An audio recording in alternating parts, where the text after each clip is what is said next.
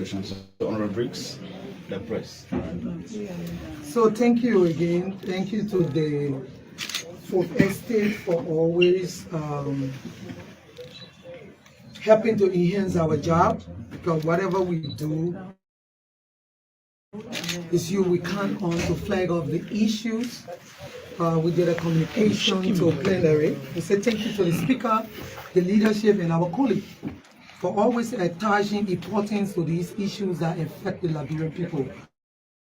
I always say this: we don't work for ourselves, we work for the Liberian people, and issue of concern to the Liberian people must be our concern. We did a communication because there have been alarming issues. The Liberian people are very concerned about this drugs issue. I must say, the government of Liberia, our partners, and even the DA, and even the House of Representatives, we all have done well by coming up with good laws and also supporting the LDA to get to where it is today. They have been doing a very good job, and we pray that they will continue to do the good thing they have started. But if it becomes something that is alarming, we must bring it out to plenary. I think a few days, 19 million worth of drugs was being seized at the airport through a joint security operation. And the most alarming part of this issue is the drugs was being packaged and ready for cargo on SN Brussels. So if you like one of my colleagues said, the issue of packaging, I just imagine when you're traveling, you take your time and pack your things. So it's a process. I don't require children to help you put your bag together to do this. So it's involved a lot of people. And maybe even the suitcase when you pack it in your clothes stays or your house. So we may have a room filled again with drugs sitting somewhere. And for the LDA, more than 72 hours to stay calm and be conceiving the name of those people and the people they are arrested is alarming. It's chaotic. Because right now, when we sit, a lot of people helping us with the issue. You saw the American Embassy, the donation to LDA. The House of Representatives have been trying very hard to increase the budget. 15 or how many pickups were given to them. This one, you don't want anybody to think we are conceiving information, especially what was going to happen if the drugs were going to leave from Liberia and maybe be sent to Brussels and is arrested there. Liberia are going to be in the news for the wrong thing. So why will you come to the public and conceive the name when other people were arrested with even 1 grand, with people even selling it, the little one is selling all in the corner, arrested place in pickup. A few days ago, just saw 2 guys in pickup. Fine. And you take a whole consignment that will even collapse our whole country and you conceive in the name. But thank you to plenary. I wish that we are going to be stating to plenary up there now, waiting for them to come. People and publish it, that the Liberian people will know who are those people that are endangering our country, the lives of our young people. But again, plenary want us to do it Tuesday. We pray that the whole thing will be resolved and the people will be arrested, placed behind bar, investigated, and punished like other people. The law cannot be selective. All right. Yeah. So, colleagues, I think we'll take only 5 questions due to the time. I think the communication is self-explanatory. So, Honorable,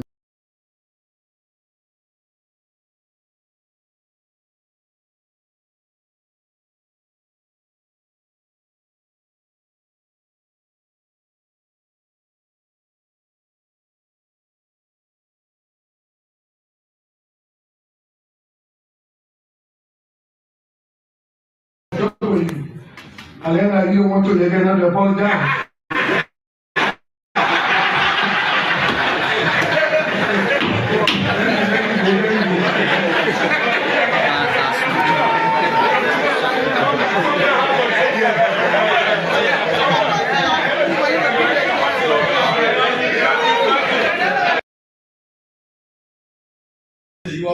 Pocket Raw also for $40 LD drugs. 2 females that day for yesterday. He was put in pocket and taking. The reason why I'm stressing this is because the law is not a respecter of persons. If it happened to John today, it might affect Paul, irrespective of what a crime has been committed. So for the LDA to still be saying up to this time they cannot reveal the names of those persons. Mr. Speaker, what is worrisome? Honorable Speaker said it. Honorable Speaker said it. That usually drugs coming in, they were arrested, and most times the drugs are brought to compromise and it is dangerous, it is wrong. We're not going to tolerate that. Lastly, from my end, we want to know, you are sending a strong caveat out to the government. We want to know in the next 72 hours. And guilty of the very crime that they say they are engaged into. Then they are reprehensible. Then they'll be irresponsible. Because they may not. That's not ordinary.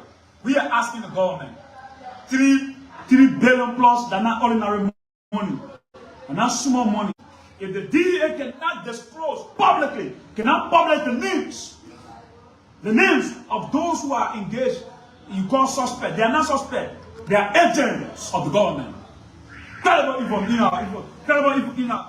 information in our domain suggests that those elements who were arrested are pro-regime elements. They are regime collaborators, they are regime elements, and they are regime operatives. They work at the whims and caprices of the system and of the regime. So they must tell us who sent them. The reason why they cannot be made public because they are trying to compromise those elements, the suspects. Be taken because our country now is a very serious state. A certain government is now in partnership with a drug cartel and trying to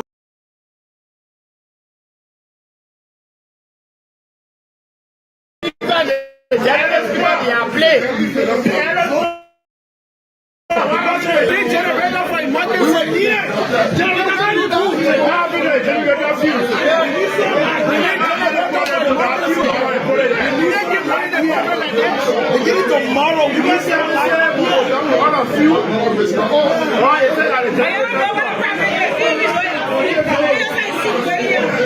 you know what I feel? You know what I feel?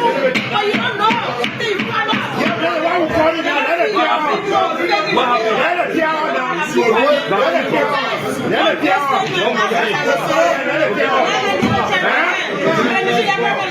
But why is that doing?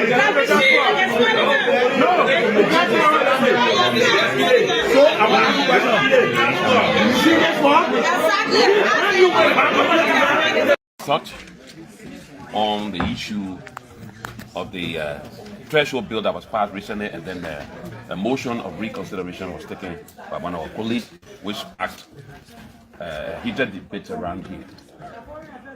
You know, on the 9th of December 2025, the House of Representatives passed on this bill and sent it to the Senate for concurrence. This bill was crafted following the submission of the 2022 census result, which puts Liberia's population at around 5.2 million plus. And this submission was done to satisfy the constitutional requirements that are enshrined in Articles 80D and 80E.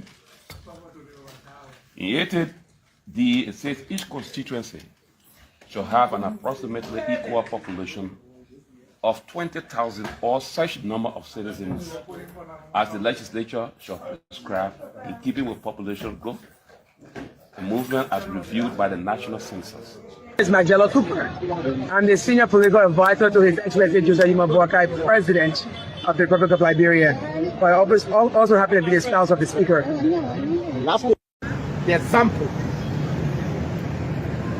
of our President, His Excellency Joseph Boakai. This is why we are here. Let me be on record. This is the national actor of Republic of Liberia that is the nucleus of Liberia. Go. Everything that Liberia needs to reflect on the historicity how Liberia was built, we have it here. but the central government have forgotten us. And we will continue while we will speak. Mercy. And the war will hear us. Coming from the executive. I say, I don't know why the president chose to think about football academy right after the exit of the footballing president. President Boga had never, I don't think he even played in elementary school. To sit and decide that you're going to play a football academy, something that was being done by President Weah, who is celebrated around the world as who is celebrated in Africa. We think that is a serious challenge. That's a serious challenge. Everyone should watch that, because if this woman go ahead and build a football academy, and when he background in football after the exit of the football president, that clearly speaks to the fact that football was not a priority on George Weah. A lottery approved by the legislature. If you spend $10 million on a government project, which institution funded it? It also lends credence to some of the things people have said, that some of the money hitting the budget. For example, they're spending $1 million for Foya Hospital. What's the population of Foya? $1 million for Foya Hospital, but there are more people in Basso. There are more people in McGill. So how do you allot money? There's a lot more money being spent for Kolahun Hospital. And there is also money being spent for current hospital in Zozo. So this year's budget spending almost $2 million on hospitals in Foya. Are they giving those money, in Lofa, are they giving those money to go back for it and spend on other projects? American, distinguished colleagues, I want to say good morning to every one of you, and thank God that we're in 2026. This is a very pleasant morning. All we can say, we want to tell God thank you for life.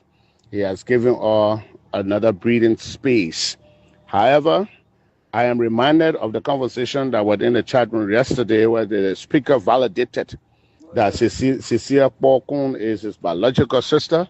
That leads us to the fact that Richard Kun, at this point in time, you should recuse yourself, that you have committed crime under our marital law, the domestic law of this republic, that incest is a crime. So until we get reasons why you marry your sister, I think you have lost legitimacy to preside as speaker. So it is just the right thing for you to recuse yourself. And one thing, there are a lot of colleagues calling me and say, you're from the fanatical blood, they fire, you're not supposed to be commenting, you're not supposed to be talking. There is not a no damn blood thing that we're talking about. We are talking about the credibility, the image of the House that represents every one of us, the legislature as a body. Do you know what happened? That a woman is claiming that she got a marriage divorce certificate from the Civil Law Court.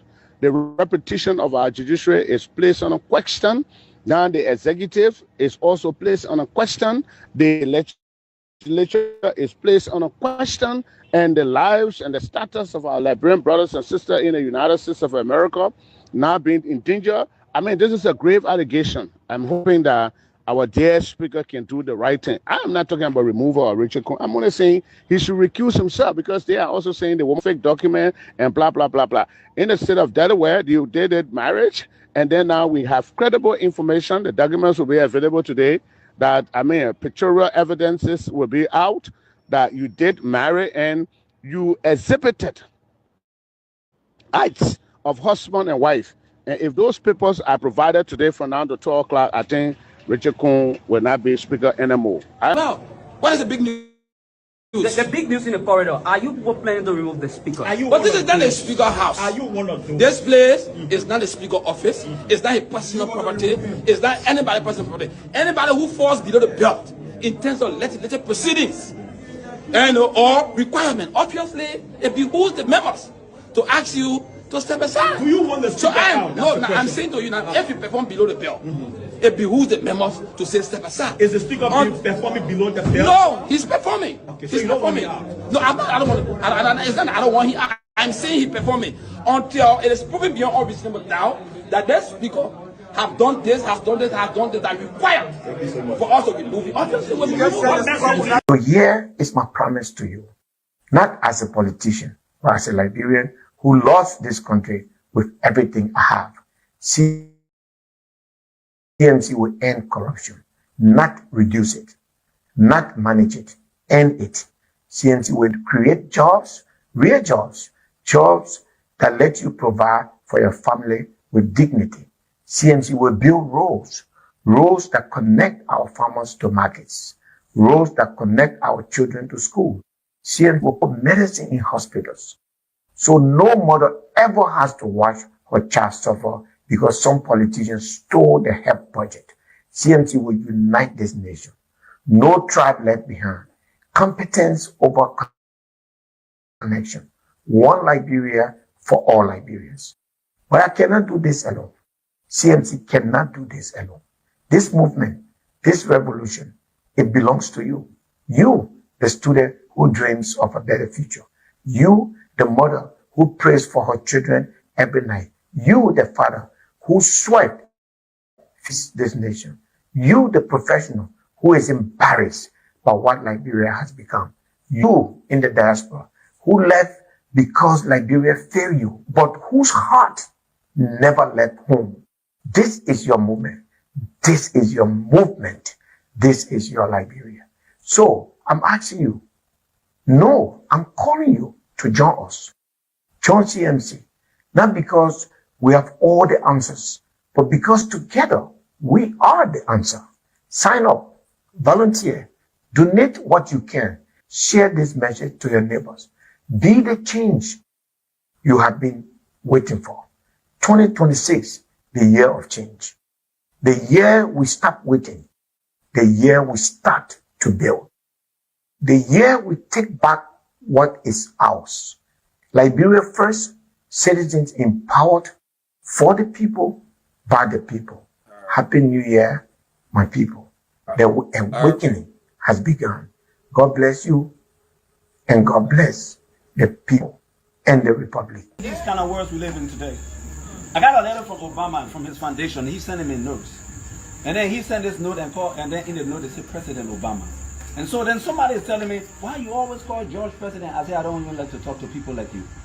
He said, why? I said, because we're not writing to people like you.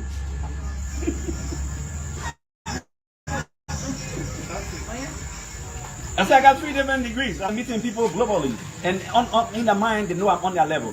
That's why they're talking to me. If you went there, you got to wait in the car. I'm not talking to you on my page. Just find something else to do.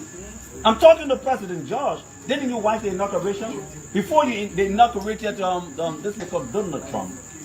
Before they inaugurated him, they announced all the presidents called him president. I don't know where they were. People who asking me, they not watch that. Here comes President Bill Clinton. Here comes President George Bush. Here comes President Obama.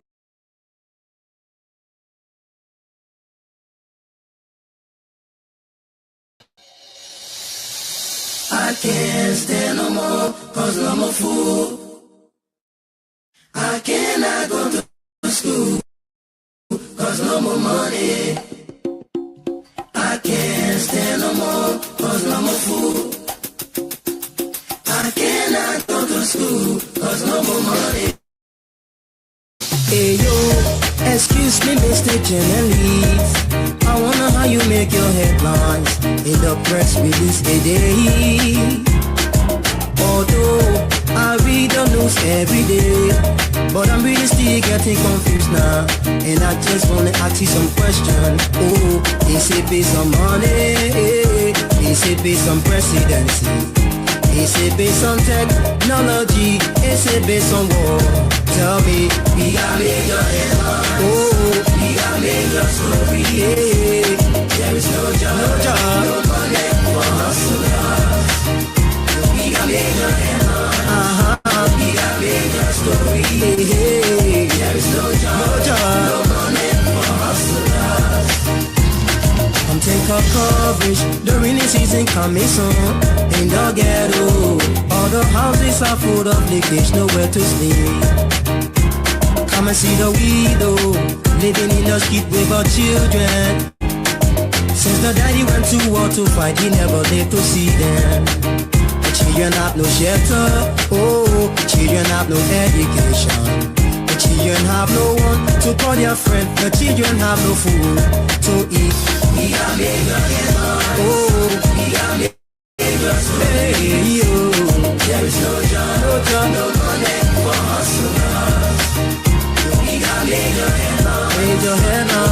Indeed, we got major headlines, major stories in your area tonight.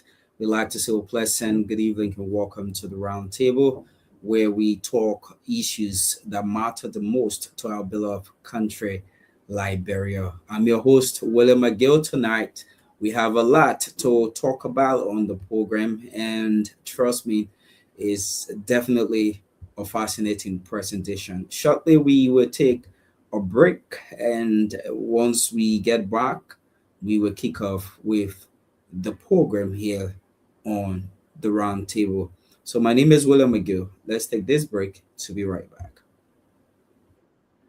Wanted hair that turns heads the moment you walk into a room, hair that gives you confidence, beauty, and that flawless look you truly deserve. Well, your search is finally over. Welcome to Kakwian Hair Collection, your trusted online destination for luxury, premier quality human hair designed to bring out the beauty in every woman. Whether you are preparing for your birthday photo shoot, wedding, anniversary celebration, graduation, church event, vacation, or just want a stunning look every day, Kakwian Hair Collection has a perfect hair just for you. At Kakwian Hair Collection, we proudly offer 100% premier human hair. Beautiful, easy to wear glueless wigs. No glue, no gel, no stress. Sleek and elegant bone straight human hair. Different texture and style for every woman and every occasion. Because at Kakwian Hair Collection, beauty meets quality. Shop with a brand that understands beauty, class, and quality. Our store is located in the United States of America. For more information, follow us on Instagram at Kakwian Hair Collection, Facebook at Kakwian Hair Collection, TikTok at Kakwian Hair Collection. Better still, email us kakwianhair@gmail.com. Call or WhatsApp us on +1 267 372 7010. Or better still, visit our online store www.kakwianhaircollection.com.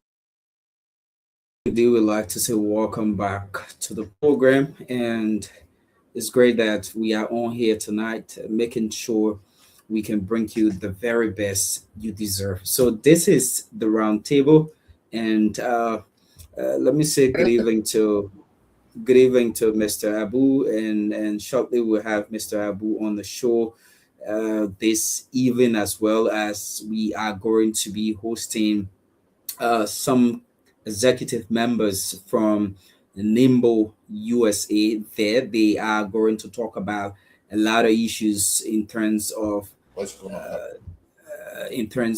their institution and things that are going to be happening this weekend. So all you can do for us is to share this live broadcast with someone to join us and be a part of it as we go ahead with the program. So let me welcome Mr. Abu and say good evening and welcome to the program, Mr. Abu. Welcome, Bill. It's been quite a while. Thank you so much for having me come in on this program again. I know this is going to be a very beautiful program. I just got a call from the NIMBO executives that they will join us later so we can be talking on other things. And when they are ready, we'll have a chat at them and we'll be talking about the program they're having tomorrow. NIMBO is the National Independent Movement for Boakai. It's actually a movement for the re-election of President Joseph Boakai, and we'll be going there by tomorrow. The program is tomorrow, okay? Okay. All right. So let me just go ahead with a few things and let you set up, Mr. Abu. So basically, we will run through quickly with our today in history. Surrealist art makes a splash in London on today, the 11th of June, 1936. So French surrealist André Breton opens the London International Surrealist exhibition introducing the public works by Joan Mario, Max Ernst, and Marcel Duchamp, René Magritte, and other leading surrealists. So this is exactly what happened in history on today. And quickly, let's run to the BBC African news and bring you issues as usual that are happening across the continent Africa. Let me say kudos to kudos to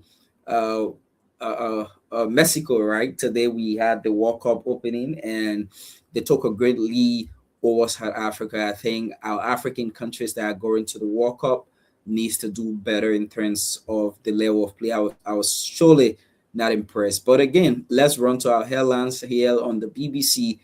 Daily Sudan drone strike targets funeral procession. So rights groups accuse the RSF paramilitary group of killing civilians in El Obeid, a city on the civil war front. So that's exactly what happens there in Sudan. And Nigeria evacuates citizens from South Africa as anti-migrant sentiment rises. So Nigeria is the latest African state to repatriate citizens following reports of xenophobic attack there on their supporters. And really quick, let's take this too as well, coming in from sports. It says Atan to ref UEFA Super Cup after long that's losing World Cup role. So Somalia referee Oman Atan is appointed to take charge of the UEFA Super Cup match between Paris Saint-Germain, PSG, and Aston Villa later this summer after being denied a spot at the World Cup. So a lot is happening there, and that's exactly what we can say in terms of situation coming in from the website there from the BBC. So again, like I said on the show, we are going to be hosting members of NIMBO. These are serious minor institutions we are here to talk about, and we will be hosting members of NIMBO on the program to talk more, NIMBO USA, to talk more about their upcoming event there in the United States of America. So let's now talk about things that are really serious, right? Let me just take this video quickly as we want to talk about these things. We have few lawmakers that are stressing about the situation. So Honorable Briggs, the press. So thank you again. Thank you to the Fourth Estate for always helping to enhance our job, because whatever we do is we count on to flag off the issues. We did a communication to plenary. We said thank you to the speaker, the leadership, and our colleagues for always attaching importance to these issues that affect the Liberian people. I always say this: we don't work for ourselves, we work for the Liberian people. And issue of concern to the Liberian people must be our concern. We did a communication because there have been alarming issues. The Liberian people are very concerned about this drugs issue. I must say, the government of Liberia, our partners, and even the DA, and even the House of Representatives, we all have done well by coming up with good laws and also supporting the LDA to get to where it is today. They have been doing a very good job. And we pray that they will continue to do the good thing they have started. But if it becomes something that is alarming, we must bring it out to plenary. I think a few days, 19 million worth of drugs was being seized at the airport through a joint security operation. And the most alarming part of this issue is the drugs was being packaged and ready for cargo on SN Brussels. So if you like one of my colleagues said, the issue of packaging, I just imagine when you're traveling, you take your time and pack your things. So it's a process. I think you call your children to help you put your bag together to do this sale. So it's involved a lot of people. And maybe even the suitcase when you pack it in your clothes stays or your house. So we may have a room fail again with trust sitting somewhere. And for the LDA, more than 72 hours to stay come and be conceiving the name of those people and the people they are arrested is alarming. It's chaos. Because right now, where we sit, a lot of people helping us with the issue. You saw the American Embassy, the donation to LDA. The House of Representatives have been trying very hard to increase their budget. 15 or how many pickers were given to them. This one, you don't want anybody to think we are conceiving information, especially what was going to happen if they trust were going to leave for Liberia and maybe be sent to Brussels and is arrested there. Liberia are going to be in the news for the wrong thing. So why will you come to the public and conceive the name when other people were arrested with even $1 grand, with people even selling it, the little one is selling in the corner, arrested, place in pick up. A few days, just saw 2 guys pick up. Right? And you take a whole consignment that will even collapse our whole country, and you conceiving the name. But thank you to plenary. I wish that we are going to be stating to plenary up there now, waiting for them to come, people and publish it, that the Liberian people will know who are those people that are endangering our country, the lives of our young people. You listen to Representative Mama Briggs Mensa, and she literally stressed on key issues, right?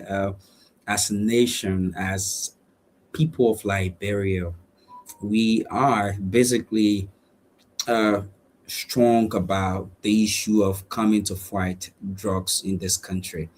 And the thing about it is, we've had government that have come and try, and the issue of drug is of very major concern, not just for the government, but for the citizens in general.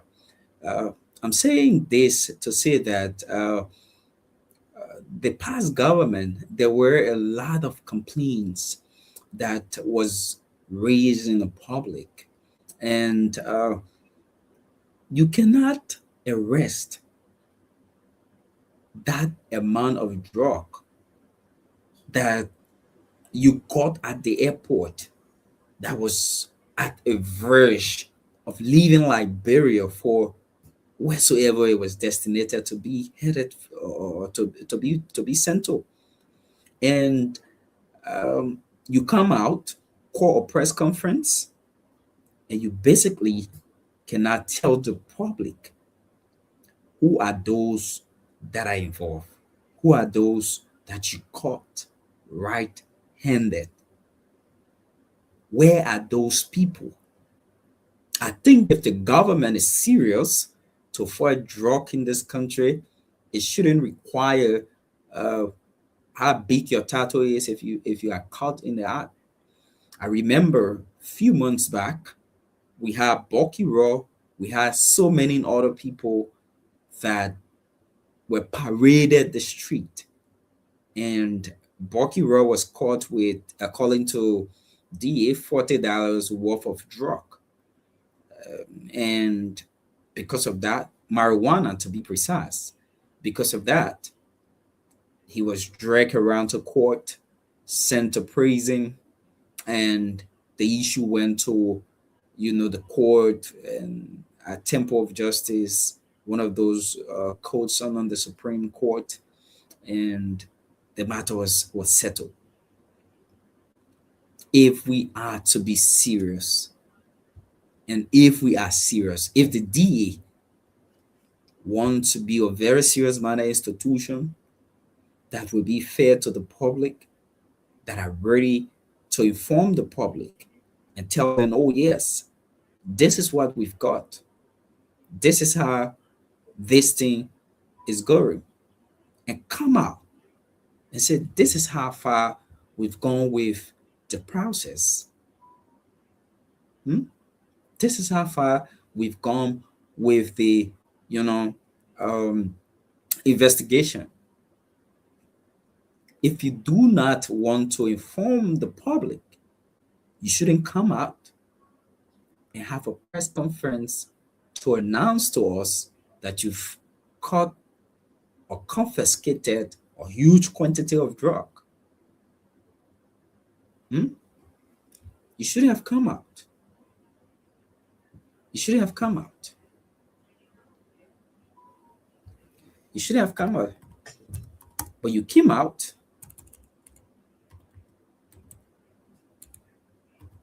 You came out and tell us that you've got this and you cannot disclose the name of those individuals.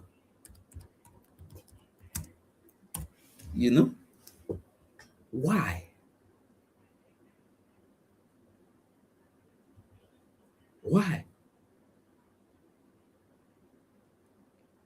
Why?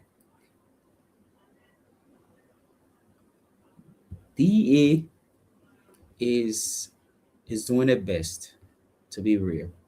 And sometimes I feel that in as much as they are trying with all of the support from the government to supporting partners and everything that is happening, I feel that most of their issues at times is about trying to build their own publicity and PR for whoever is the boss of the institution to remain there.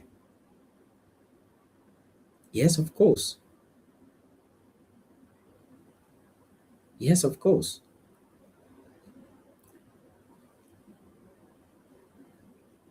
That's how it has been.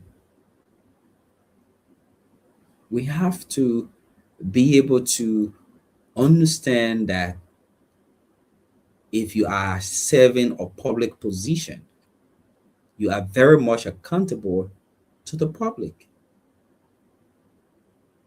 You have to be able to tell these people that this is this. Tell the people that this is exactly what you're doing.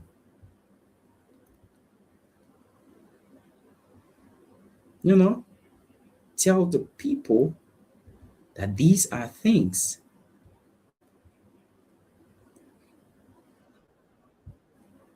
that are happening.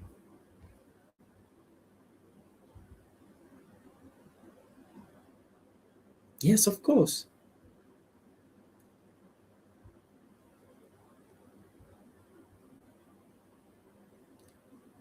So we have to be serious.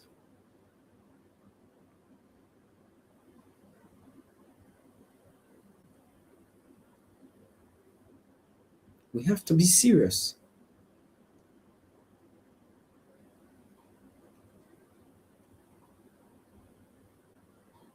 We have to be very serious and make sure that we are headed somewhere.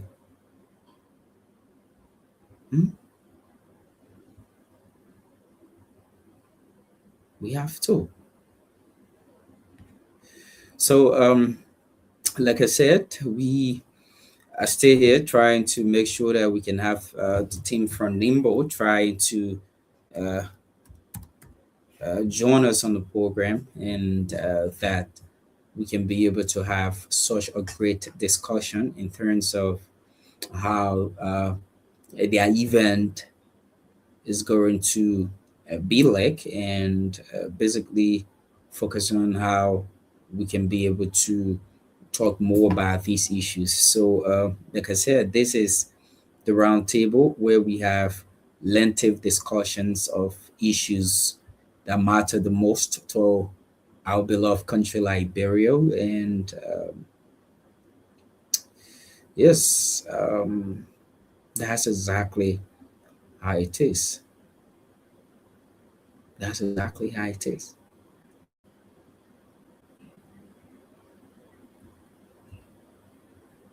That's exactly how it is.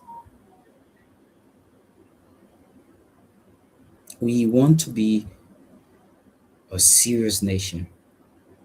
And look at the quantity of drug. Let me just bring this photo to you. Look at the quantity. Look. You can be a serious institution and you have these things happening, and without revealing these people identity, that's a huge quantity of drugs right there. So I think the lawmakers have also joined this call to be able to, have the DA coming out to say who are those behind such operation, and that we can have to understand how far is the process to in terms of whether they are behind bars or whether they flee the scene. The public needs to be informed, not to be left with thinking on how to sort themselves out with the information. So again, let me welcome Mr. Abu on the program. Mr. Abu, welcome back to the show.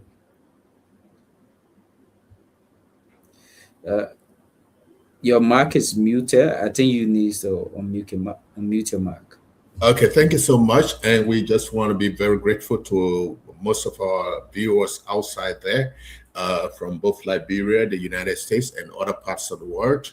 My name is Samuel Abu. I have been a co-host on this roundtable, but due to some circumstances, I've been away for some time and trying to gradually get back to it and trying to bring in tonight. We have the NIMBO executives who should be coming on.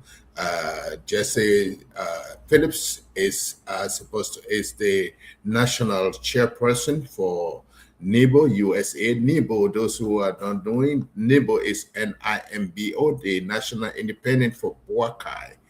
And this organization, the vision bearer for it is Deputy Speaker of the House of Representatives in Liberia, Honorable Thomas Fowler. And as I understand, he's currently in the United States. He came for the launching of the NIMBO program in the United States. If I can remember, it was launched in Monrovia some time ago, and now it's coming. So NIMBO is going to be a global organization, a movement to make sure that His Excellency Joseph Nyuma is elected for another term. They are still going to be here tonight. Tomorrow is the day that the launching is going to take place in Philadelphia. But I really want the chairperson, the national chairman, Jessey Phillips, to be here to say more about it. We are awaiting the program committee chairperson for the launching, Honorable Daniel Gayou, and also the publicity director, Honorable Success Minor. They are all going to be on this show tonight, and I really want them to be able to tell us more about this NIMBO. NIMBO is just another organization. It's not a political party, according to many of them, and so it's going to be running as a group here in the United States. We also have it in Australia. We are also going to be launching another one in Canada and another one in Europe. So this is going to be a very, very big movement. We are saying independent. It means that the government is not the one that is funding it. It is a group of people who are there. We have friends. We talk to these friends, even launching the 10 here in Philadelphia. For those of you to give some information earlier, we're going to have this program tomorrow at 7200 Glover Avenue, which is some people in Philadelphia, in Southwest Philadelphia, call it the Catholic Hall. And we have a lot of space, and everything is going to be given there free tomorrow, free food, free drinks, and also free talk. Come and let's talk about what NIMBO is. You are going to be part of NIMBO, and you are going to be a member of this NIMBO. As time goes on, we will start having it as a bigger organization. Somebody want to ask, how are you people going to be funded? Many other organizations are around, political parties and other things. We are not a political party. We are a movement to ensure that President Joseph Newman Walker is elected to a second term in 2029. We have many people coming on board. We are willing to answer some of your questions that you did not ask when they were launching it in Monrovia. We may have answers to some of these questions. And this program specifically is to talk about the launching tomorrow in Philadelphia at the Catholic Hall, 7200 Grover Avenue. And it's going to start at 7 o'clock. And as we said, on Saturday morning, there's also going to be a soccer match between NIMBO USA program, and also we're also going to have a football match against the Old Timers, POXA, Philadelphia Old Timers Association. We'll be playing against NIMBO, and what I understand, the Deputy Speaker of the House, Thomas Falla, is the one, as you see him on the screen, is going to be the one leading the squad for NIMBO. So NIMBO is not only for Liberia, NIMBO is also here in the USA. So while we wait for these people, and on Sunday, I think there's going to be a prayer service at one of those churches on Woodland Avenue in Philadelphia. And we have everything. We have the flyers going around, and I am just sorry that those who are responsible for the program chairperson, Honorable Daniel Gayou, who's responsible for this program tomorrow, he has not joined us yet. What I understand from the Blues is that Honorable Thomas Falla is already in the United States, and he is being received there in Philadelphia by the officials of NIMBO USA. And very soon, when things cover down, they'll be coming to just tell us a little bit about NIMBO and what is going to be happening. This program is being sponsored by them, and we look forward to them coming on. Bill, you can be talking about other things. I know I heard you talking about the drugs and other things, and maybe you can, I don't know what, I saw something today about the West African Examination Council and what they're doing and all these things. Many things been going on with the WAS exam that is taking place in Liberia. Few side attractions. At another point, I heard Muslim Congress, there was a principal or a deputy principal who was there giving answers to students or trying to read a question and giving answers to them in his language. And when he was reported by the police officer, they are leaving the main thing trying to say, oh, because the police officer is a Christian and therefore is in the Muslims Congress school, so he doesn't want to see the Muslim people pass the exam. So, but at the same time, the principal also is entrusted on academia to be the one to proctor this exam, to invigilate the exam, to be able to be the one to do this exam. Why must he be speaking his language?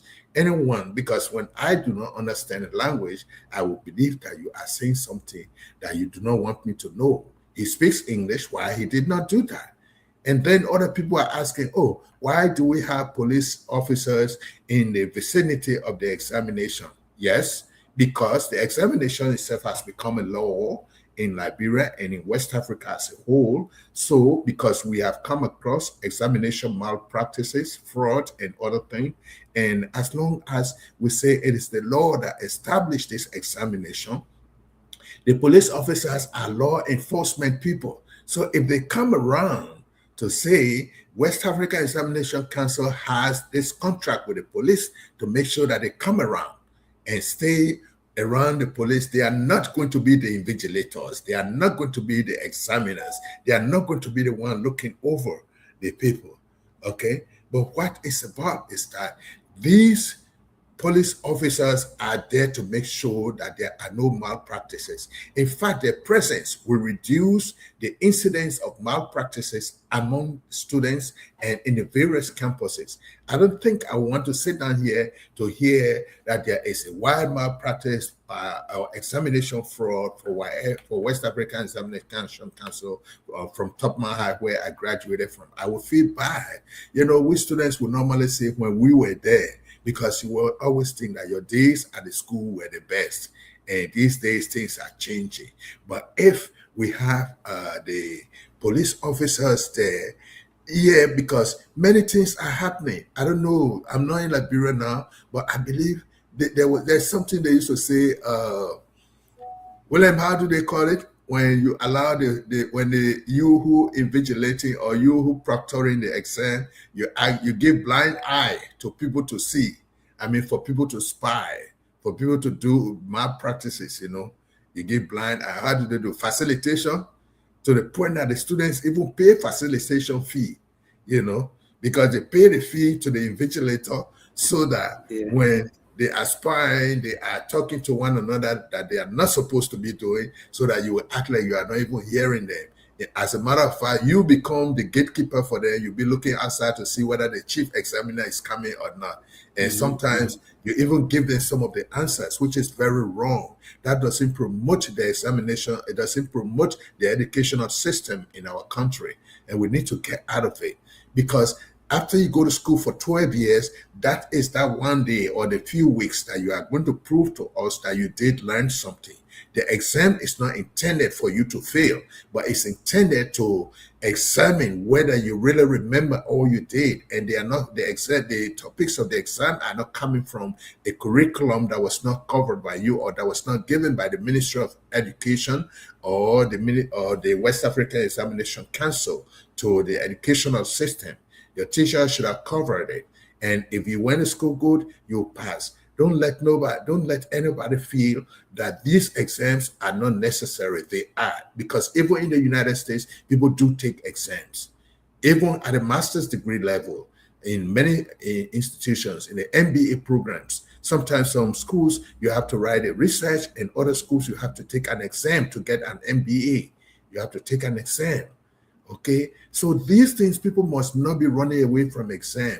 Of course, the educational system may be kind of different, the way it is implemented, but everything comes as you should be able to learn something so that you'll be able to implement it when you go out there and to represent your school, represent your country, and to represent you and your family, So that was just what I see. So this is becoming a very big thing in Liberia. When exam time comes, the WAS time comes, you see everybody running. They say they are camping. Yes, it is good for students to camp to study together, but they shouldn't be camping with the intention so that somebody will bring a paper to them and tell them, this question is coming, this question is coming. Students, we did it in school. We studied together. Even when I was at the University of Liberia, there were many times we studied together. Either we'll go to one of the students' houses, or we'll come right back on campus and go to TH, go to FQ, and those places we just stay together and sometimes study the entire night, And this study sometimes is intended to show our preparedness. Sometimes you look at a question, sometimes you say, oh, this question, some people decide to sometimes review past paper, they review past papers. Where this question came in 2022, it also repeated in 2023. So it's highly likely that it may come back in 2026. If you are doing those kind of analysis of your past examination papers, because that's why even WAS in the old days, during our time, the West African Examination Council, we used to call it WAEC, they used to sell the old examination papers. You go there, you buy it. So you'll be able to analyze, oh, this question came 1 year ago, it did not come this year, but it came after 2 years, the same question was repeated. Okay, and sometimes this happen because when they find out, when they are doing the correction of the papers, they find out that certain questions are not being answered in totality. So they will let people talk more about these questions in their classes, and they try to emphasize on it in the curriculum so that you'll be able to cover it. Then these questions do come back, for people to know, so these things normally happen, So I just want to say shout out to all of our brothers and sisters, our children who are out there attempting the WAS exams, and those who are in the areas of science, please shout out to you. Those in the areas of arts, we say shout out to you. Everybody may not have the same opportunities. Some schools have more facilities than other schools. Some schools were more interested in the social affairs. Students are in class these days. They are very busy on Facebook. They are busy on WhatsApp, on Snapchat, on this and that. Then at the end, when you want to pass the exam, yes, that's good. You pass the exam, but not when you are busy doing all of these things. Yeah, these are all the things I can tell them. But I know what are other things you have apart from this NIMBO?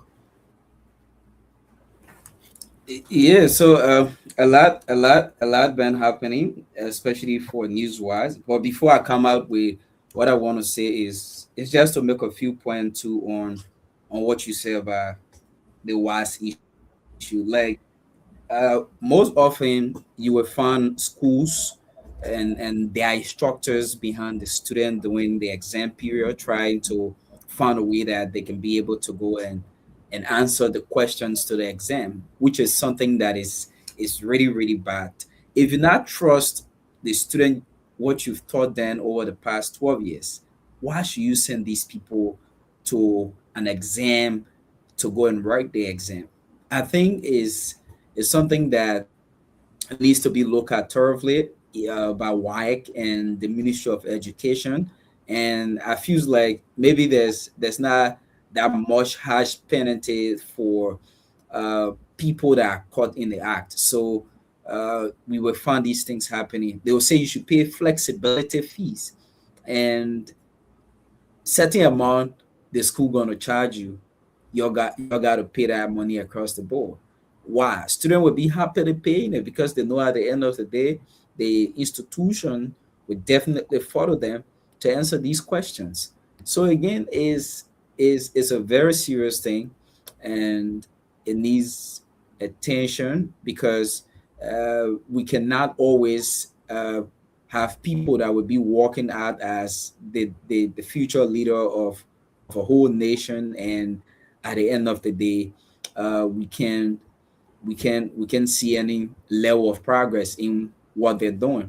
But again, quickly, I also wanted to take a look at while we stay with our guest. I wanted to take a look at recent press statement by Moluba Molu concerning another protest against July 17. I think for me, organizing a protest by Moluba Molu should be something that he and his institutions should be able to, forget about now, because the first one was a bit okay. After that, every other protest you organized here wasn't that successful as the first one, and he haven't been given that space again to come and organize a protest that will be successful. And most of the things he's saying, it shows less important to the overall population of the country. You don't have a lot of people from the recent one he had. I was opportune to follow thoroughly.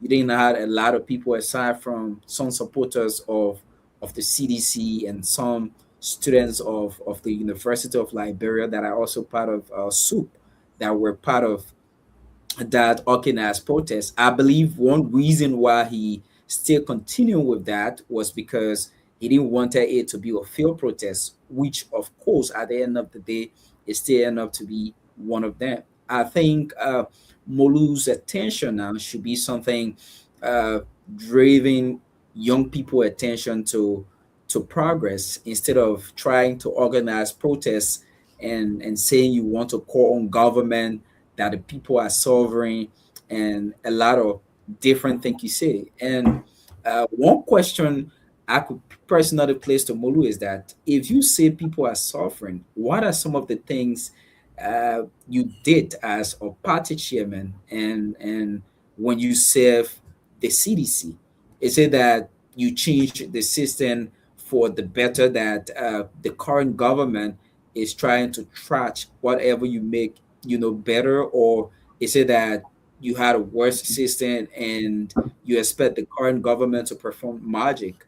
We should be serious about things we want to see happening, and we should also be people that can point out to things that we've done positively and say, yes, we did these things, and we expect people that are coming to be able to build on the legacy we've built. So I don't know who are those that are going to join Mr. Moba Molu July 17 protest again, but I feel that it's something that he really needs to put himself together. If not, tell himself that this protest now is not necessary, because Liberian people before are no longer the Liberian people now, and most people will not leave their daily hustle to find and means for they and their family to join you in the street for maybe 500 or 1,000 just to go and get yourself in danger at the end of the day. So exactly, that's one serious minor thing I wanted to speak about, and just say my own opinion about what exactly he should be doing now as an advocacy group. Sometimes many people are looking at advocacy as a profession this time.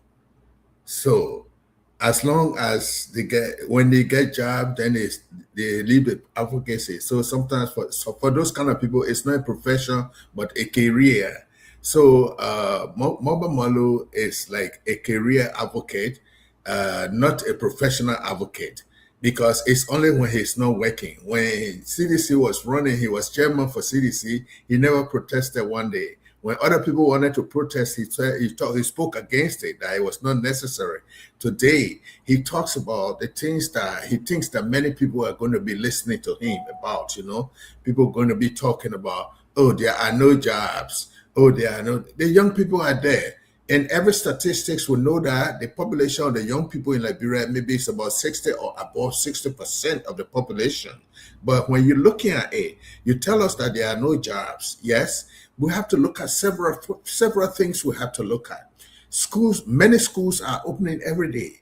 I was surprised the other day that they told me that they got almost about more than a dozen institutions are offering master's degree, and some are already offering doctorate degree.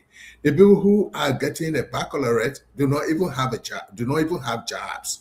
Now, we go to tertiary institutions, NVTC, BWI, and all of these are coming out. Students are going there, they're studying, they're coming out with careers in building, with other things. You go to Monrovia, when we are here, what we say, the people are really building Monrovia. Where are the people coming from working in these places where they are doing the building? The carpenters are there. It's the same young people that they train as carpenters, but they don't want to look for jobs. But then, again, just as Momo Ali said, a lot of people are also considering. You see somebody with a big market, with a big table market, selling it, and he tells you he's not working. So how do you compromise this when you tell me that you're not working and you have a table market that you leave from your house every day and come there to come and sell? So other people are doing other things every day. Then they tell you they're not working. What do they call working? Because that is where you get your income. That's where you spend 8 hours to 12 hours of your day. So when are you going to move from your market to go look for a job? What other job? You have to learn to be self-employed, because like when they came with the data that the government provided these jobs, no, it's not that government was employing people.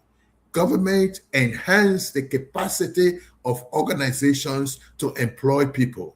Because if a new company comes, the company tells us that they are going to provide jobs for Liberians, and these jobs are coming. But people do not want to go to look for jobs. Let's imagine they are making the roads from place to place. Let's imagine they are doing different things. Buildings are going on. Infrastructure, let's say the overhead bridge that they're making. I know they are employing people there almost like every day. They do employment there. But a lot of people do not want to go there. The young people want to work, but many of them do not have a job. They do not have a work or job culture in them. They don't have a job culture, That doesn't go even very far, down to even my young journalists. Some people just want to hold the phone in their hand, the microphone or the headphone over their head, and they go everywhere. You ask them to even ask questions. They ask straight questions. Instead of coming to engage the newsmaker, they go to attack the newsmaker, because their mind is not open, their mind is not built to be able to interact with these people. Some of us stay out. We enjoy the attacks that go on in the Capitol building. Yes, it's not only in the Capitol building. You go to the British legislature, they do the same thing. Any of the European countries, you go South America, they do the same thing. Because it's a place where you bring ideas, bring heads of political institutions that always think that they can do best for their people. So when they come there, they are all going to be arguing, and some who do not have self-control will end up they start to throw blows and other things at each other. They start throwing invectives at each other, But then, let's look at it. The young people must be prepared and ready to work and have a culture of work in them. We go to Liberia. Certain jobs I may want to do in Liberia, but those jobs, you need to put food on your table. So you have to look at a job as something that can sustain you and your family, no matter how much they're paying you. We come here to America. You wouldn't believe that somebody who used to be a minister or a deputy minister, you see him standing in front of a Walmart just opening door for people and closing door, just to tell them, hello, welcome to Walmart. Hello, welcome to Walmart. But that is the job that he's doing. And that's what puts food on his table. And that's the job that the man does. And he takes that money to send it to build his houses in Liberia and to support family in Liberia. That's what he does. And we have people here who work in group homes, and if you look at it, the Liberian people they are very proud, and we do not see the pride in many of them. When we go back to Liberia, when you try to show that when you have some money, you start spending your money, who do not know where they come from doing America, they cleaning butt, they working in factories, they working in this, but that is where I am, and that is where I get my daily bread. That is where I pay my mortgage. That's where I pay my rent. I pay my everything. My bills here are almost 50 times the bill anybody can pay in Liberia. I do pay it here doing the same thing. When you come, you need to work. But in Liberia, we got so many free things that go on there. Things are very free. People go as far as 40 years old, they stay living in their mother and father's houses, They stay slave in their mother and father's house because they don't pay bills, But here, when you got to pay the bill, they tell you the only job they got to do is to tote cartoon. You tote the cartoon, no matter how old you are, no matter how professional you are. People come here, we do a master's degree. You get a master's degree, you still working in a group home. Dignity of labor is here. But in Liberia, the job if I go in Monrovia now and tell you where I got to be sweeping the streets, people do not have respect for these guys who are sweeping the street with the city corporation. People do not have respect for people who are doing these little jobs, who helping to put the trash into the truck. People tell you that trash can. And they bring that same attitude to people who are here in America. When we go back here, they tell us, "Oh, look at the man who was cleaning trash. He's the one that they have made minister today. But that man was cleaning his trash, and he decided to go to school, and he qualified himself and went to good school. So Liberian people must come out from that thing to understand that every job that you can make money out of is a job that you should respect yourself for. I went to Liberia. I was surprised to see that women leave from place to place on Saturdays, asking people, "Oh, I can wash clothes. Can you please? Do you people have clothes? Do you have clothes for me? Do you have clothes for me to wash?" People go, "Oh, I can brush." It's not happens. It happens there. And those are the kind of, but people who do that, some people who, even our friends who live from here, they go there, they don't respect those people. They don't respect those people who come to wash their clothes. Yeah, we go. Sometimes you work in the group home. The crazy people you work with, you help them you wash their clothes. You wash their clothes. You take it, you put it in the washer.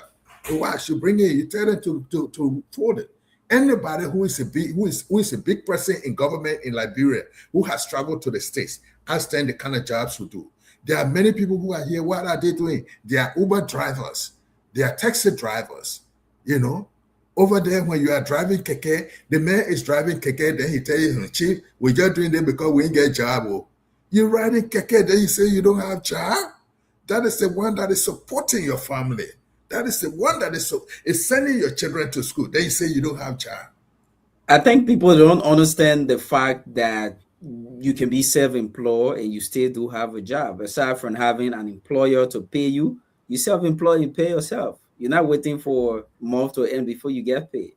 Yeah, but we come to that. Some of the people too, if you do not have the money for people to pay you, if you have your own keke, you have to hold your own keke. Take that keke, the money you make daily, put yourself on salary. Put yourself on salary and tell you this is what you're going to make. You know, the savings we do, they do have their susu cards there. Put yourself on salary. Then you can consider that you are working. Don't touch it until the month end, then you take it out. You say, this is your choice. Then you take it and share it on your family. You buy your bag of rice, you buy your things. But many people are not business, they do not have a business mind, you know. But I really want to tell people, my fellow Liberians out there, please stop crying every day, no job, no job, no job. Create a job. Consider what you are doing as a job. You know, there were some people, and many people, when they start doing the jobs, they are not consistent and they are not respectful about it. Let's say there are some guys there who go, they pick up trash from people's houses to bring it on the road. But because they are not, people do not trust them. They take the trash from William yard and they drop it in my yard, you know. But if you decide to pick up the trash and be somebody that you want to do it, and when people know that you are a good person who pick the trash and bring it on the road, you see more people will start calling you and giving you contract to bring the trash on the road, you know. Of course. And we do have some reputable institutions that are taking that very seriously for, you know, the sanitation sector. So you register, they come every weekend, take your trash. But if you trust the guys that are in the street, they just take the trash from one person's place to the next person's place. And then you still have to call them to come and pick that trash up because they won't get little money. Like you said, Mr. Abu, we do not appreciate labor in Liberia, and again, people do not understand the difference that you can still have a job without being able to work for anybody. You can employ yourself and you be self-employed and make ends meet. But we all want to have something that we can go to when day break. If you don't go there, you have your boss calling you, or when month ends, somebody take their phones and pay you, then we know we have a job. We want to, you know, go for interview and then we get caught up and say you got a job before we understand that we all have something doing and we are working. Without the fact that you don't have an office that you can go to every time. It's I just ride in the bag here, or that because the country looking at it. Of course, the motorbikes, when we were coming up, the motorbikes were for leisure. But today, motorbike has been put up to the level contributing fully to the economy of the country. So why becoming a motorbike rider will make you think that you do not have a job? You know, you don't have a job. You know, then the girls, the women will be looking at their friends and making mockery of their friend. Don't mind the girl. She love it. That motorbike rider, she love it to motorbike rider. You know, the motorbike rider is doing a legal job. Legally employing himself doing the job, you know. So what do you want? He must love to the people in the office who will be stealing the people money to give it to you. You know, we have to learn to respect people for every little thing they do. You know, we must let our mindset change from those kind of things. You know, with the people, can you imagine people even mock their friends? Students mock their friends at school. You know, they make you feel so despondent about yourself. You know, the man. You see the boy that the grumpy seller children. You know, That potato green seller children. Why do you think that potato green they're selling, you depend on them. They sell it to you. You go in the market, you spend your money, you give it to them before they sell it to you. Because they are helping to sustain your life. Then you tell them, then you look at it. The women come, they look at the people. They made all kind of condescending statements about market women. You know, the market women, we the market women children. Those market women children. Why they start? That is something that those people doing. Exactly. I don't know if we can take a break and we see if we can Let's take a break. Okay, let's take a quick break and see if we can be able to reach out to our guests again for the program quickly. Okay. Hair that turns heads the moment you walk into a room. Hair that gives you confidence, beauty, and that flawless look you truly deserve. Well, your search is finally over. Welcome to Kakuyan Hair Collection, your trusted online destination for luxury, premier quality human hair designed to bring out the beauty in every woman. Whether you are preparing for your birthday photo shoot, wedding, anniversary celebration, graduation, church event, vacation, or just want a stunning look every day, Kakuyan Hair Collection has a perfect hair just for you. At Kakuyan Hair Collection, we proudly offer 100% male human hair. Beautiful, easy to wear glueless wigs. No glue, no gel, no stress. Sleek and elegant bone straight human hair. Different texture and style for every woman and occasion. Because at Kakuyan Hair Collection, beauty meets quality. Shop with a brand that understands beauty, class, and quality. Our store is located in the United States of America. For more information, follow us on Instagram at Kakuyan Hair Collection, Facebook at Kakuyan Hair Collection, TikTok at Kakuyan Hair Collection. Better still, email us kakuyanhair@gmail.com. Call or WhatsApp us on +1 267 372 7010. Or better still, visit our online store www.kakuyanhaircollection.com.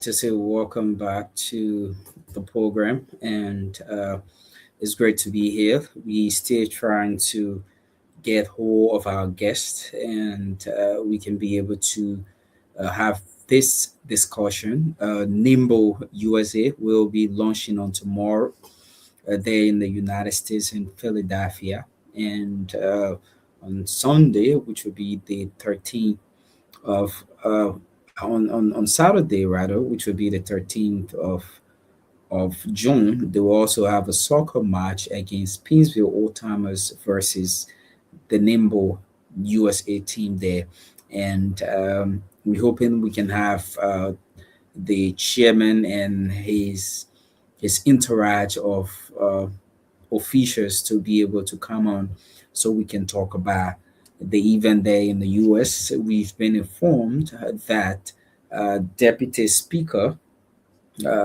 Thomas Fala is currently there. And I don't know but let me see if I can bring Mr. Abu on the show back. And then we can go ahead to making sure that we can talk about these things. What is it NIMBO USA is about? They should be able to tell us, and who are those that can be able to form part of tomorrow's event, and who are those that can also become members of NIMBO USA. Like, we listen to a few of it, and the institution is not just about Liberia, because I think 2 weeks ago we saw that the deputy speaker was here, and basically they officially launched the institution here in Liberia.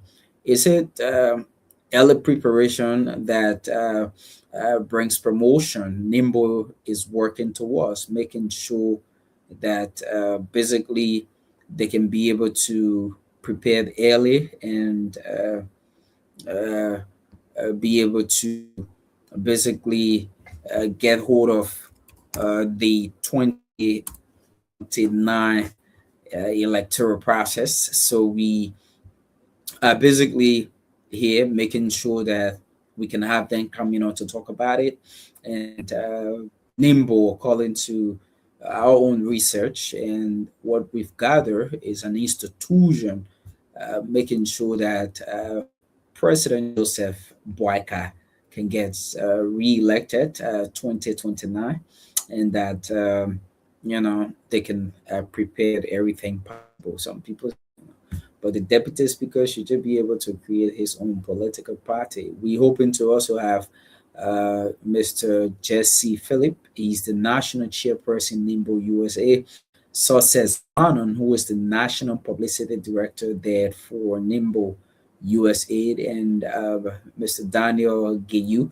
He's also the launching program chair for tomorrow's event. They all are to be able to join us on the program as we go ahead to speak about these things here on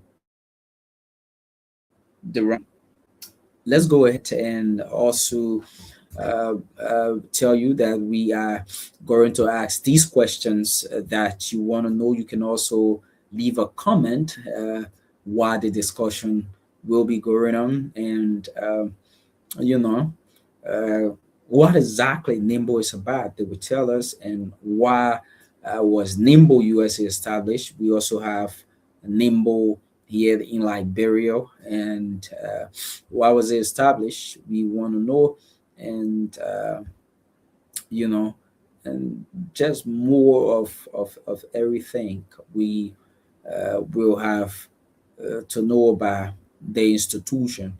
So that is it. Let's take a quick musical break with our theme song, and once we get back here on the program, let's take this break. And Kakunyan Hair Collection is proudly one of our sponsors for the roundtable, and we're making sure to. So if you're there, you want to advertise your business, you can also reach out to Wizz TV, and we'll be able to give you the audience that we have. So let's take this. Once we get back, we hoping that we can have the team on, and we talk about these things that matters. And yeah, definitely. My name is William. Hair that turns heads the moment you walk into a room. Hair that gives you confidence, beauty, and that flawless look you truly deserve. Well, your search is finally over. Welcome to Kakunyan Hair Collection, your trusted online destination for luxury, premier quality human hair designed to bring out the beauty in every woman. Whether you are preparing for your birthday photo shoot, wedding, anniversary celebration, graduation, church event, vacation, or just want a stunning look every day, Kakunyan Hair Collection has a perfect hair just for you. At Kakunyan Hair Collection, we proudly offer 100% premier human hair. Beautiful, easy to wear glueless wigs. No glue, no gel, no stress. Sleek and elegant bone straight human hair. Different texture and style for every woman and every occasion. Because at Kakunyan Hair Collection, beauty meets quality. Shop with a brand that understands beauty, class, and quality. Our store is located in the United States of America. For more information, follow us on Instagram at Kakunyan Hair Collection, Facebook at Kakunyan Hair Collection, TikTok at Kakunyan Hair Collection. Better still, email us kakunyanhair@gmail.com. Call or WhatsApp us on +1 267 372. We'd like to say welcome back to the show, and we have all of our guests on now. Let's say good evening to you, Mr. Success Minon. How are you? Good evening. How are you? I'm good. Welcome to the roundtable, and it's great to have you on tonight. Thank you. Thank you so much for the opportunity to be on your platform this wonderful evening. Thank you for the opportunity. Firstly, let's get to know who is Success Mano. Well, my name is Success Minor. I'm the head of publicity, media relations, and a liaison officer for the National Independent Movement for Boakai in the United States of America. And my role is simply to shape the discourse, to be able to tell the story of NIMBO to the general and our partners and those wanting to be part of NIMBO, to tell them the real story, what NIMBO is about, and how we can talk them into joining this citizen movement. For people hearing about NIMBO USA for the first time, right? What exactly is the organization about? Like you said, that's your role. Well, NIMBO is an acronym. Is the National Independent Movement for Wakai, and our vision bearer is Honorable Thomas P. Fowler, who happens to be the Deputy Speaker for the House of Representatives. NIMBO is a legitimate citizen movement.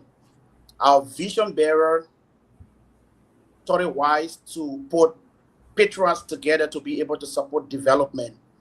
So you see, NIMBO is structured in a way that people from everywhere can be part of NIMBO. From any political party, we are a political movement. We are not a political party. We rally citizens to be able to support development, to support positive initiative in our country. You know, for us, we're not good at that. We're only good at politicking, saying the evil, saying the worst thing about our own selves, saying the worst thing about our country. So our vision bearer thought it wise that this time around, let us rally citizens from everywhere, every walks of life, to be able to support development.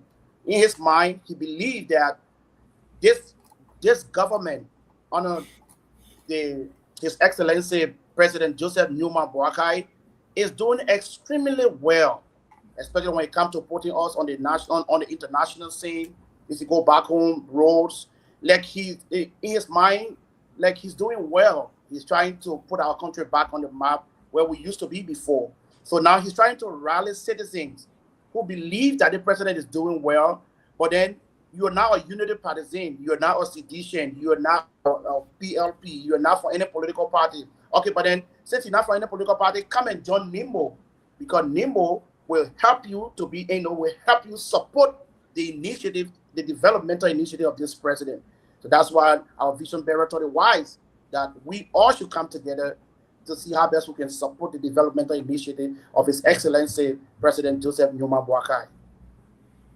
And just to add up, NIMBO itself is for people who support the developmental strand of President Boakai, and it's also for people who are sitting on the fence. Because you stay here, people telling you, since I was born, I never joined any political party. So you do not belong to any political party because you do not want to cut up when your political party loses power. We want you to be in a movement where you are supporting an idea that will move forward. When we call it an independent, it is not the Unity Party that is sponsoring the NIMBO. We put our own money together. Like this program that is going to be in Philadelphia, we made our own contributions to rent the hall, to be able to pay people. We're going to have free food and we're going to have a lot of things. We paid our own money. President Boakai gave us no money. Thomas Fowler gave us no money. We do not have anybody giving us money from Liberia. Okay, so this is the kind of movement that we want. We want Liberians to get involved in the development of their own country. Maybe the next one will be, let's put some money together to see how we can sponsor a road. Let's put some money together. Liberians must learn to make some money to make their own contribution. Like most of the times when I go to Liberian functions, some people say, all this money will pay. At the end of the year, sometimes they tell us our remittances to Liberia goes into millions. Okay, but then where does the money go? Into different packets, different families.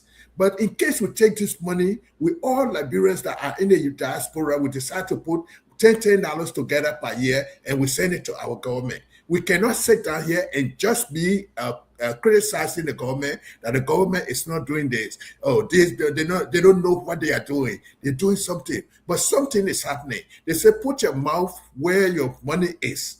We cannot just be criticizing. You know, many people who talk do not even we don't pay taxes to the government. We said we wanted dual citizenship. Dual citizenship came, but we are not paying taxes to Liberia. You know, we cry sometimes when you decide to ship your OO things. When you reach to the port, then they take all the money from you as taxes. Then you start crying. But you look at Americans. Most Americans who were born in America, when they go abroad working, they still pay their taxes because at the end of the year, they want to do something. But this is not what we're talking today. Today, we want to say the National Independent Movement for Boakai is a movement that is not a political party that sponsors itself, so that we'll be able to put people together, we'll mobilize people to appreciate what the developmental needs of President Boakai, so that we can re-elect him for 2029. So we want everybody to get involved. But Success, what are the programs lined up for tomorrow? Let's go to that. Well, today happens to be our meet and greet. Today, Thursday, the arrival of guests, people coming from the cells we built in the shortest possible time, because NIMBO came to being last year, and then we're able to build like 14 cells from 14 different states already. So today is our arrivals from different states. I came from Minnesota. We're expecting people from Maryland. We're expecting people from Delaware, New Jersey. So tonight is our meet and greet and arrivals of our delegates and guests that are coming to attend our NIMBO USA launch and the installation of our officers, our code of officers for NIMBO. So tonight is meet and greet. Tomorrow at 6 o'clock, we will be launching NIMBO in Philadelphia here. So we extend an invitation to all of our neighboring states that are around here, wherever our members are, and wherever every Liberian that mean well for the country, every Liberian that mean well for this government. If you know within yourself that you can be a seditious, you can be a UPS, you can be from anywhere, that you know within yourself that this government is doing well, the invitation is yours to come and join us to launch the National Independent Movement for Boakai in the United States. So tomorrow we'll be launching NIMBO at 6 o'clock in Philadelphia here. And then on Saturday, we have a soccer match already playing with Pennsylvania Old Timers at 10 o'clock in the morning. We'll be on that soccer field where the vision bearer himself will be captaining the team. He will captain the team and then push us to Posa to go and take on them in the soccer game. On Sunday, we will now move on to the church to go and tell God thank you. And then we will go for our Thanksgiving service. After the Thanksgiving service on Sunday at 10 o'clock in the morning. And then Sunday evening will be our barbecue. We'll be having our Sunday evening barbecue or farewell barbecue, where members of NIMBOs and then lovers, well-wishers of NIMBO will come and just pop in, eat one or two sticks of meat, and then to bid farewell to our vision bearer who will be heading to Canada and Australia to launch NIMBO there. So these are the activities that are lined up for this weekend. Tonight is meet and greet, tomorrow is launch, Saturday is soccer game, and then Sunday is our Thanksgiving service and barbecue. Quickly from my end, Success, how has the public there responded so far to the upcoming event on tomorrow? Well, so far, our team on ground, they've done extremely well. Kudos to Mr. Zwana Washington, the legs of Madam Rhoda Reeves, like all those that are on the publicity team, the planning committee, they've done extremely well. They've crossed their marks to invite people. The people are in high spirit for this event tomorrow. There will be no money collected, no fronts, because the people themselves put their money together. If we're having to show you the contribution of Liberians in America that are supported the initiative tomorrow, you'll be surprised. People put their monies together. People send money from everywhere because they want to see people gathering to support development. They want to see our Liberian people saying good things about their country, saying good things about their government, saying good things about their people. That would not stop you from saying the wrong. If something happened, if something is not right, we all will come together and say, hey, this is not right. But when it is right, let us go back again and say yeah, this is right, and then we appreciate that. So the people are in high spirit, and then tomorrow we are expecting a very massive tenor in our hall. Everything will be absolutely free. There will be free drinks, free food, free entry tomorrow to launch our national independent movement for Bwakai in the United States. And this will also be an opportunity for many Liberians who have not interacted with the Deputy Speaker. He will be open to answer some questions, both for NIMBO, and maybe you want to talk about what the government has achieved so far. You have an opportunity to talk to him. And this will happen also in the hall and also on the football fields. The field is on Limber Boulevard, which is in Southwest Philadelphia, and the hall is at 7200 Grover Avenue. Many people who live in Philadelphia will know it. And right, for those who do not know, the meet and greet is going on now. For right now, the vision bearer, Honorable Thomas Fowler, is at the somewhere on Springfield Avenue, and they are somewhere at those in Philadelphia who know where the Dumbo Valley is. They are going to be there. But let's understand that this is an official of our government. He did not come to fight us. I mean, if you decide to listen, you engage him, you get the information better. We know we are here. Many people believe that many things are not going on well. But if you have an opportunity, we'll provide a platform for you to meet with him, provided we remain respectful and we remain very respectful and understand that that's an official of our government. You may not like him as Thomas Fowler. You may not like him as Deputy Minister, Deputy Speaker, but he's here as a guest of NIMBO, and we are all going to be there to provide the support for you. So we look forward to seeing all of you. As of tonight, you can start coordinating. Our membership continues to swell every day. I think the other day I heard that our membership has already gone to 300 plus, and we are looking forward to even having thousands and thousands of people joining NIMBO. You know, as we start establishing branches in various states. So, Mr. Minor, we do have a branch already in the Midwest, right? Yeah, we got a branch. We got a branch in the Midwest area. The Midwest, New England.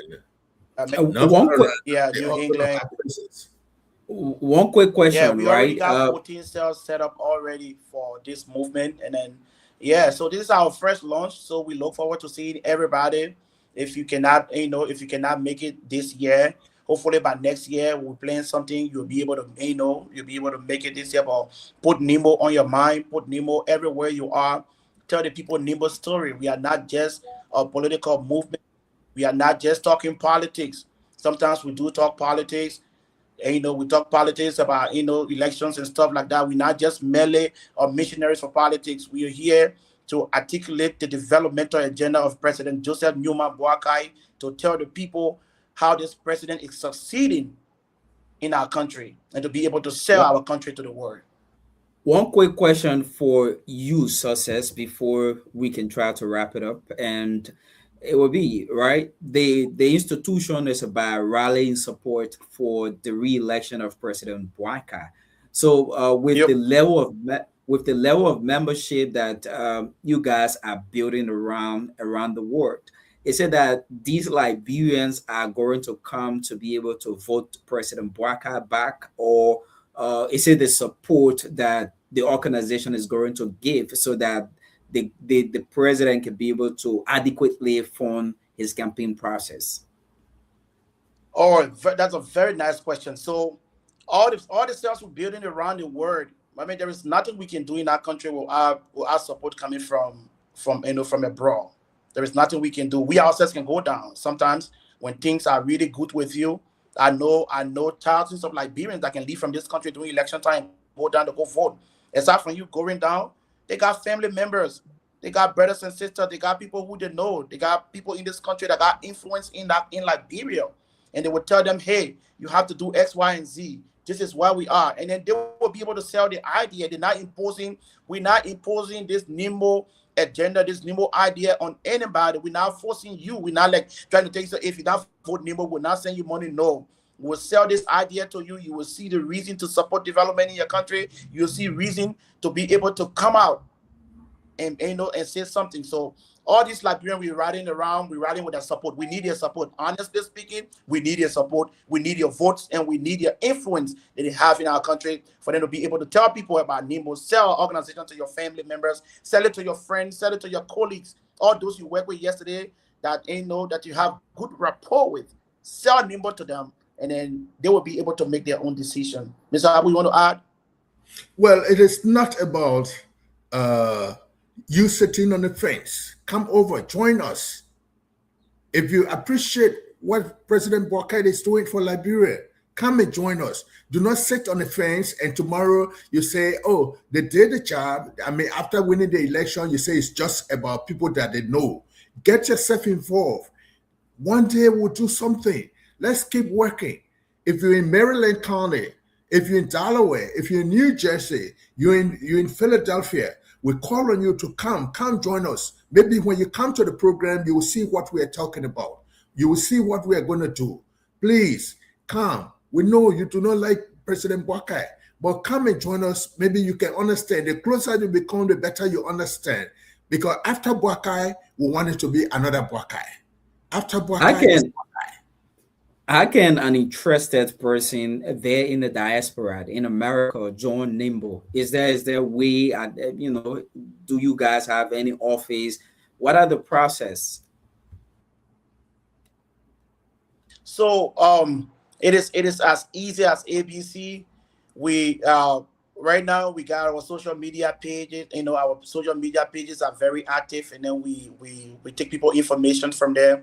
We got a very big messenger chat room. Those are on the internet. We got a WhatsApp chat room for people. We take their numbers. Personally, we'll put them in the chat room right now. If I tell you, our chat room membership is swelling up like every day. Go on our page. You will see since the inception of our Facebook page, we got about like almost 2K followers on our Facebook page and stuff like that. So I know that if anybody want to be part of NIMBO, and you get the numbers, come over, get to somebody who knows somebody from the hierarchy. We'll try to announce the numbers tomorrow. If you will be there tomorrow for our launch, if any other TV station will be there, we announce those numbers on the air. If you want to be part of NIMBO, you can call that number, and then we'll be able to pick your call and ask you for your particular, and then put you in our chat room. Thank you. Quickly, is there anything else, Mr. Abu, you want to say before I give my... No, the best thing I can tell people is please come and join NIMBO. If you can't join NIMBO USA, you can join NIMBO Liberia. For NIMBO USA, we make sure everybody is on board. As soon as you join, Success will come in or Gayou will come in and welcome you, and everybody will know that John Brown has joined. Except otherwise, if you tell us, no, I don't want my name to be announced, okay? But once you do anything... Are there benefits of joining NIMBO? Well, the best benefit is that you are joining a group of people who have the same idea to help congratulate and to help for the building up of Liberia. That's the benefit you get. Okay. We're not going to be paying you. No. Mr. Mano, are you there? If you're there, we can quickly get your final message and you could share with the public regarding tomorrow launching program. I don't think Mr. Mano is on. Okay.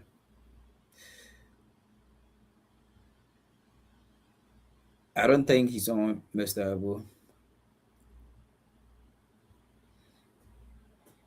Well, we can just we can go back to that advertisement until he comes on and give his final one. Okay, no problem. Let's take this very quickly. Online store. Ladies, have you ever wanted hair that turns heads the moment you walk into a room? Hair that gives you confidence. Good that we have you back. I was saying, right, Mr. Mana, before... He's muted. He's muted. He slipped off. I don't know why. Okay. I don't know why. But let's take this break and see if he can reconnect.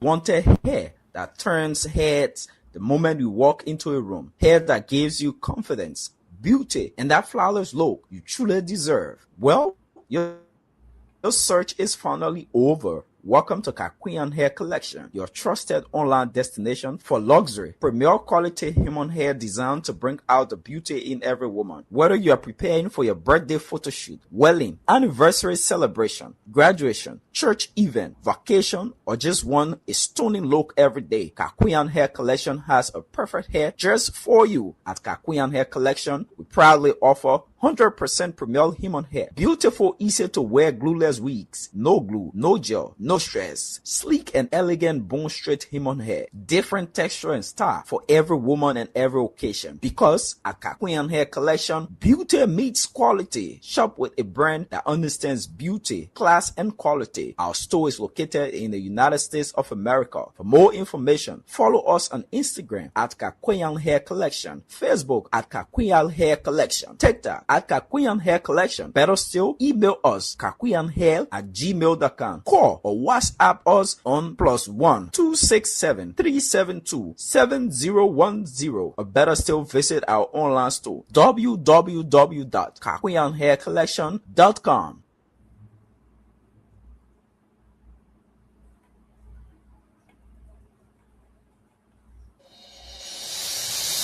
I can't stand no more, cause I'm a fool.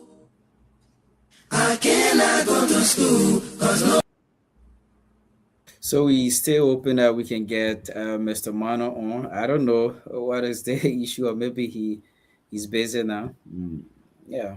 So we just want to have his parting comments, and then we can wrap it up from this end. So this person says, the National Independent Movement for Boycott, NIMBO, officially announces its establishment and subsequent structural expansion. The movement is dedicated to advancing the national development agenda of His Excellency President Joseph Yuma Boyka Sr.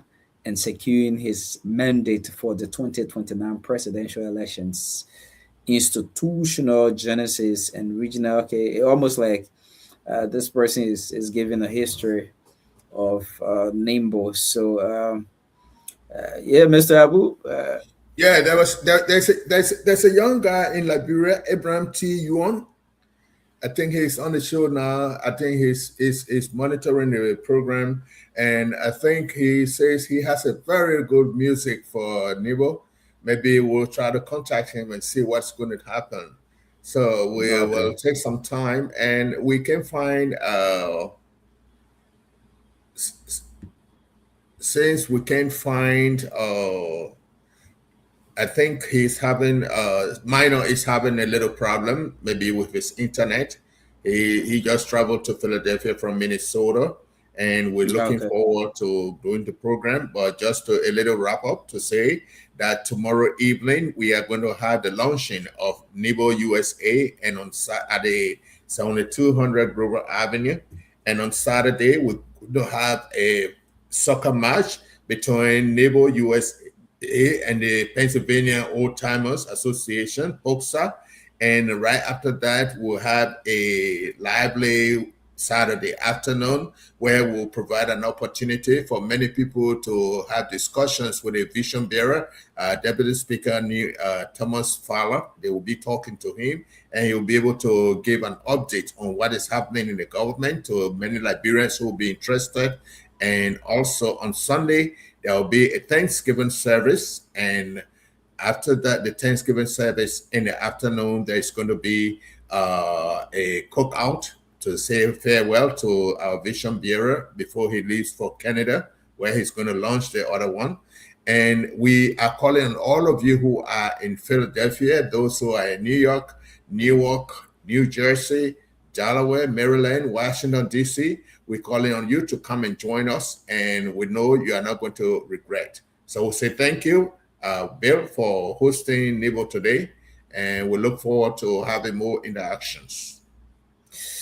Thank you so much, Mr. Abu, for coming on, and we hope that we can have you guys most often on on the show to talk about issues and development there within the organization. Thank you for coming on. Thank you. So he's Mr. Samuel Abu, and he's been here. We've been talking more about NIMBO. Let's take this break. Once we get back, wrap it up on the program right here. I can't stand no more, cause I'm a fool. I cannot go to school, cause no more money. Hey yo, excuse me, Mr. Journalist. I wonder how you make your headlines in the press release a day.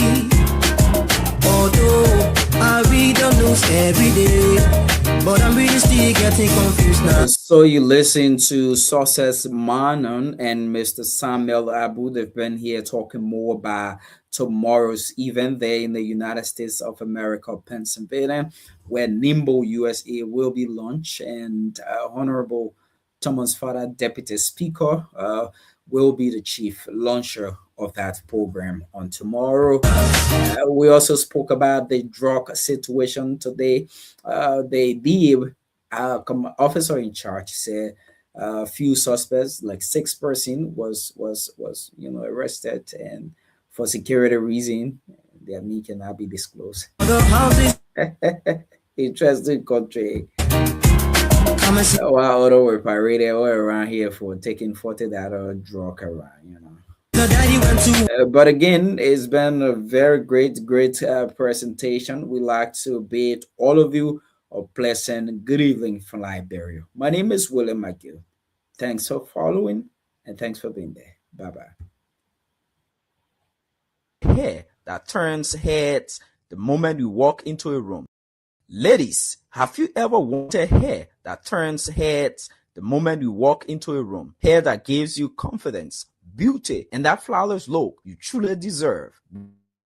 Your search is finally over. Welcome to Queen Hair Collection, your trusted online destination for luxury, premier quality human design to bring out the beauty in every woman. Whether you are preparing for your birthday photo shoot, wedding, anniversary celebration, graduation, church event, vacation, or just want a stunning look every day, Kakuyan Hair Collection has a perfect hair just for you. At Kakuyan Hair Collection, we proudly offer 100% premier human hair. Beautiful, easy to wear glueless wigs. No glue, no gel, no stress. Sleek and elegant bone straight human hair. Different texture and style for every woman and every occasion. Because at Kakuyan Hair Collection, beauty meets quality. Shop with a brand that understands beauty, class, and quality. Our store is located in the United States of America. For more information, follow us on Instagram at Kakuyan Hair Collection, Facebook at Kakuyan Hair Collection, TikTok at Kakuyan Hair Collection. Better still, email us kakuyanhair@gmail.com. Call or WhatsApp us on +1 267 372 7010. Or better still, visit our online store www.kakuyanhaircollection.com.